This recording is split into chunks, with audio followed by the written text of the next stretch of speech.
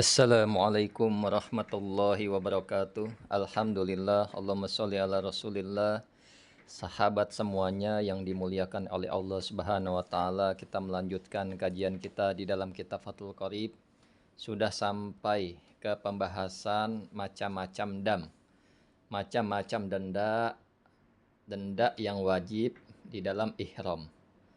Qala al-musannifu rahimahullahu ta'ala wa nafa'na bihi wa bi'ulumihi fi darini amin. Faslun ay hada faslun, ini adalah sebuah fasal.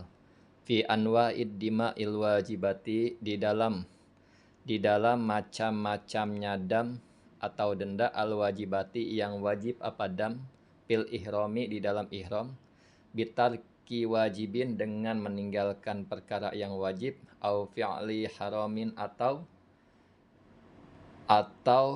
berbuat sesuatu yang diharamkan. Nah, jadi kita sekarang membahas tentang macam-macam dam, macam-macam denda yang wajib di dalam ihram. Nah, dengan meninggalkan sesuatu yang wajib atau ia melakukan sesuatu yang diharamkan. Wadima'u al-wajibatu, dan adapun dam yang wajib fil ihrami di dalam ihram, satu asya'a, ada 5 perkara. Ahaduha, adapun salah satunya 5, ad-damul wajibu, adalah dam yang wajib bitarki nusukin, dengan meninggalkan nusuk.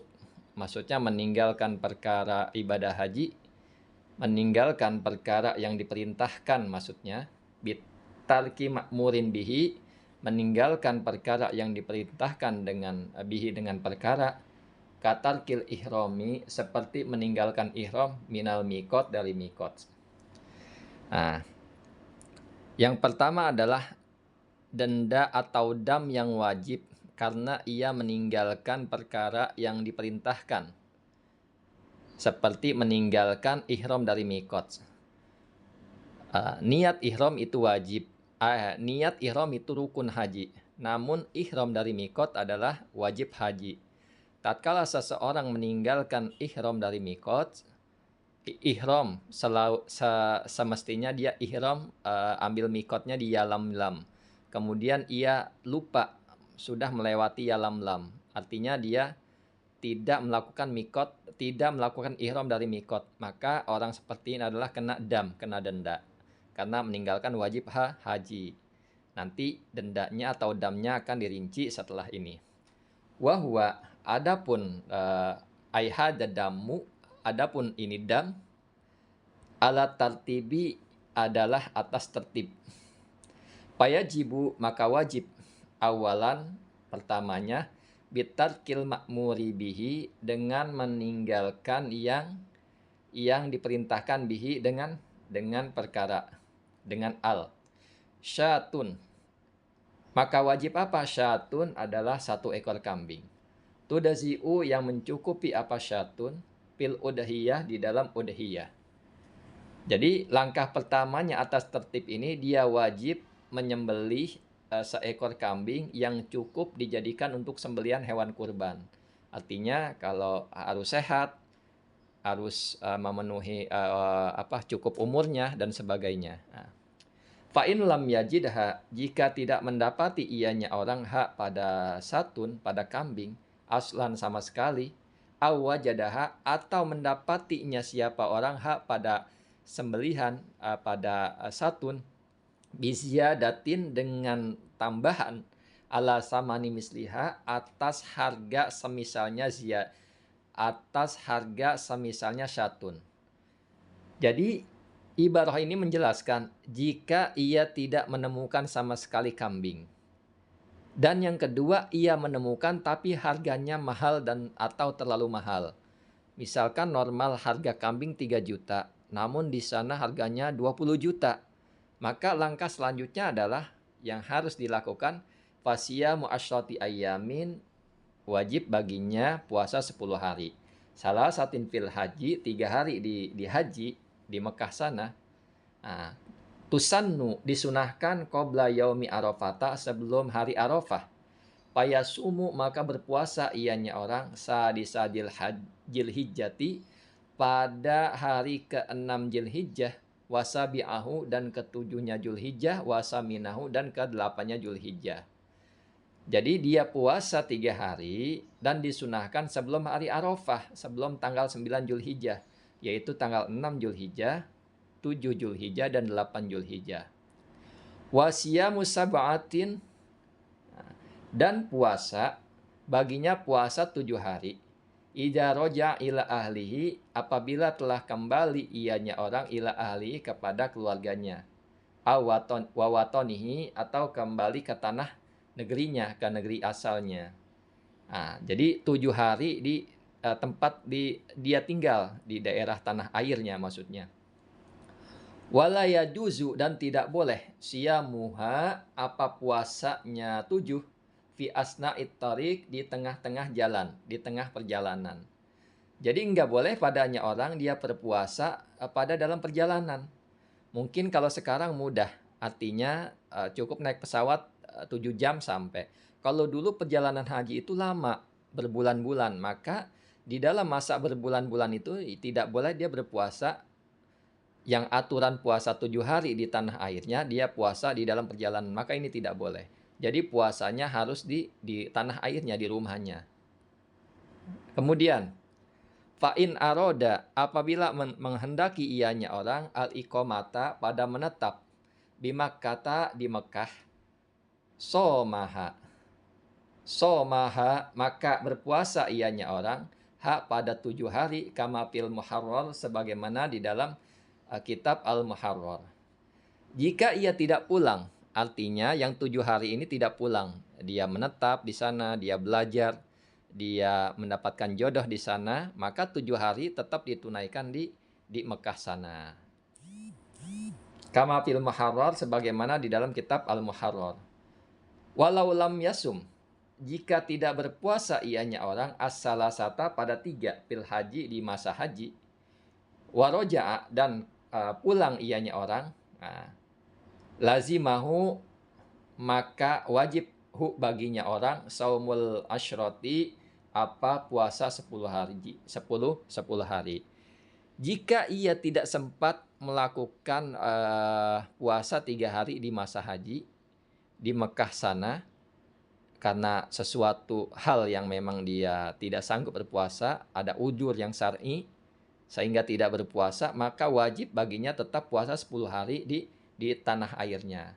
Wa faroko, dan memisahkan ianya orang baina salasati, di antara 3, wa sab'ati, dan 7. Hanya saja ia harus memisahkan antara 3 dan 7 di tanah air. Misalkan dia udah pulang, dia harusnya membayar denda di sana 3 hari puasa, tapi tidak sempat atau tidak bisa melakukan di sana, dan dia pulang kembali ke tanah air, tetap pas sampai tanah air besokannya dia berpuasa selama 3 hari dan memisahkan antara 3 hari dan 7 hari. Bi arba'ati ayyamin, dengan 4 hari.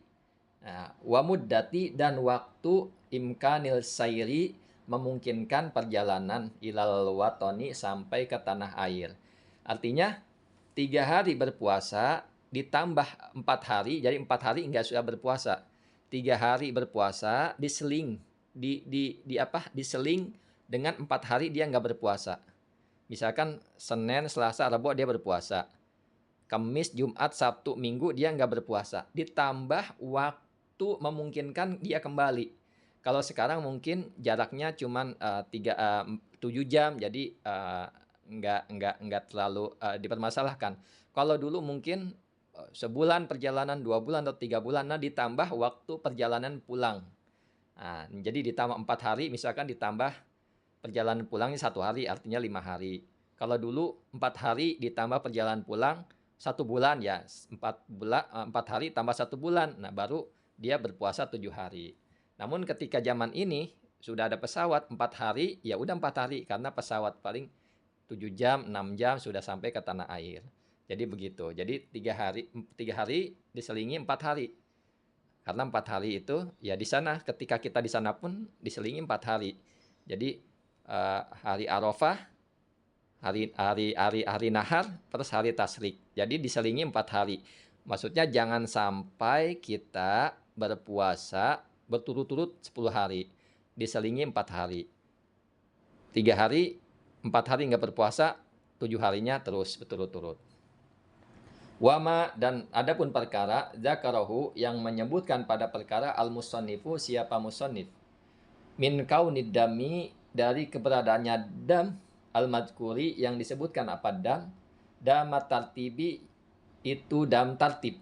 Nah, muafikun ialah bersesuaian lima fi raudah, sebagaimana perkara di dalam kitab ar-raudah, wa asliha, dan asalnya raudah, wa syaril muhadzab, dan syarah muhadzab, lakin tetapi alladzi, yaitu perkara, maksudnya dam fil minhaji, maksudnya keterangan fil minhaji di dalam kitab al-minhaj. Jadi adapun pendapat alladzi ini kita kembalikan ke pendapat alladzi, pendapat fil minhaj di dalam kitab al-minhaj, taba'an, dengan mengikuti lil muharram, kepada kitab al-muharrar, kepada kitab al-muharrar, annahu, bahwa sesungguhnya damul madkur, dam yang disebutkan itu, damu tartibin, ialah dam tartib, wa ta'dilin, dan dihargai. Maksudnya adalah, jadi ketika tidak ada kambing, maka harga kambing itu berapa? Nah itu maksudnya. Jadi dihargai. Payajibu, nah kita lanjutkan biar lebih jelas. Payajibu, dan wajib, awalan, pertamanya syatun, ada apa, satu kambing. Fa'in ajaza, apabila tidak mendapati atau tidak sanggup, anha, atas satun, ishtaro, maka membeli, biki matiha, dengan harganya kambing, to'aman, pada makanan, watasoddaqa bihi, dan menyedekahkan ianya orang bihi, dengan makanan. Pain ajaza, jika tidak sanggup ianya orang, soma, maka berpuasa ianya orang, ankul limuddin, dari setiap mud, yauman, pada satu hari. Nah, jadi di sini adalah maksudnya dihargakan, wat tartibun wa ta'dilun, maksudnya adalah damut tartib wa ta'dil, maksudnya adalah ketika ia tidak mendapati kambing, maka kambing itu harganya berapa? Nah, dihargakan. Dihargakan wajib pertamanya satu kambing. Ketika dia tidak mampu, maka membeli dengan harganya kambing pada makanan. Artinya kambing itu dihargai makanan. Kambing 3 juta, harga 3 juta ini kita membelikan makanan pokok, watasoddaqa bihi, dan kita menyedekahkan bihi, dengan makanan tersebut, kepada orang-orang fakir dan miskin. Kalau enggak mampu juga, maka berpuasa ankul limudin yauman, dari setiap mud yauman, pada satu hari. Artinya ketika kita sudah membeli dihargakan tuh kambing, misalkan harganya 3 juta. 3 juta ini kita memberikan makanan. Kita jadikan 3 juta ini dalam beberapa mud. Misalkan 3 juta dapat 100 mud, maka kita harus berpuasa 100 hari di situ. Nah, ini ketentuannya. Jadi gitu. Misalkan 3 juta dapat 50 mud, maka kita setiap 1 mud kita berpuasa 1 hari gitu.